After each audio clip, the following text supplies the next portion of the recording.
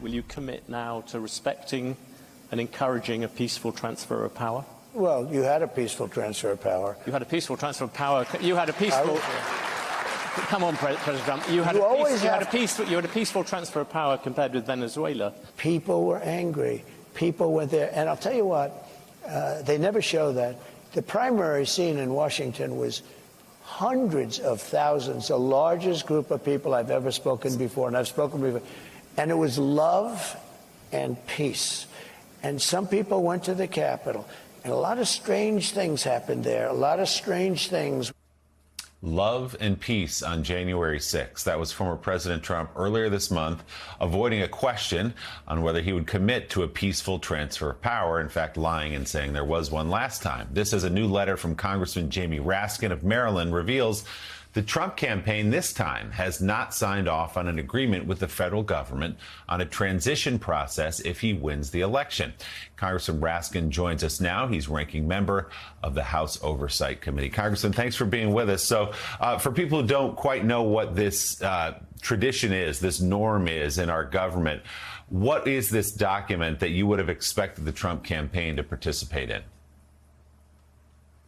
Well, no president has ever broken from this precedent of participating in the Presidential Transition Act, which basically says you sign a memorandum of understanding with the federal government and with the incumbent president to ease the transition process.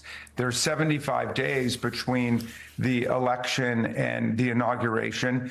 There are 430 federal departments and agencies and a workforce of 2.3 million people. And so there are a lot of technical and structural and personnel issues that both major parties are invited to start working on, knowing that one of them is going to win the election. And Trump and his campaign have simply refused to enter into the MOU with the federal government or to sign one with President Biden in order to ease the transition and to make this work. On the contrary, all we get really is what Project 2025 tells us, which is they want to abolish the Department of Education. They want to abolish Head Start. They want to ban the use of the words climate change in the federal government and so on. So it's a profoundly troubling moment for us when you think about the U.S. government as the structural entity that we all depend on for so many rights and benefits and operations in the country.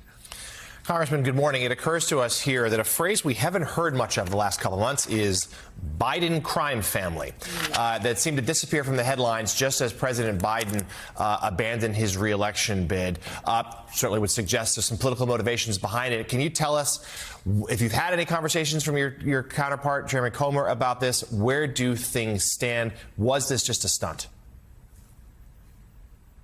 Well, yeah, they've completely dropped that. I mean, you know, they said this was a world historical emergency with the Biden crime family, but of course it was all about the election. Now they're talking about,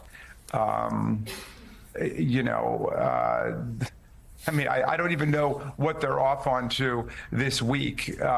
It might be the transgender stuff, who knows? But anything to throw sand in the gears and smoke in the air. They have no plan for actually taking over the U.S. government and making it work, but they want to shut down large parts of the U.S. government. And then what they would like to do is to begin to deport 10 or 12 million people and fundamentally change the character of American government and American society. So it's a profoundly troubling moment when you look at the real functions of the U.S. government, the Environmental Protection Agency, NOAA, the NIH, the Department of Defense. These guys are in league with Vladimir Putin and Viktor Orban, and they would fundamentally change what the nature of the democratic project is in America. Congressman, Senate tough seats are up for grabs there, and Democrats really have some dismal prospects. How about the House? How are you feeling about the House? Is there any hope that Democrats could win back the House? Well, yeah, I mean, I've been out to 27 states now. I see tremendous enthusiasm and surge of volunteers and action on the ground all over the country with my friend Sue Altman in New Jersey 7. She's doing great. She just needs some more resources to get over the top. Derek Tran in California. But Democrats across the country are surging at the local level, and a lot of the propaganda and disinformation that are operating in the national campaign are not affecting what's happening at the local level. And there, I think all of the grassroots energy that the Democrats have galvanized is really working to push people ahead. And we are depending on our friends in the national campaign and in the media to counter this wall of propaganda and disinformation that is coming down on the Democratic ticket. Ranking member of the House Oversight Committee, Congressman Jamie Raskin, thank you, and thank you for warning about the potential dangers to a peaceful transition of power. We appreciate it.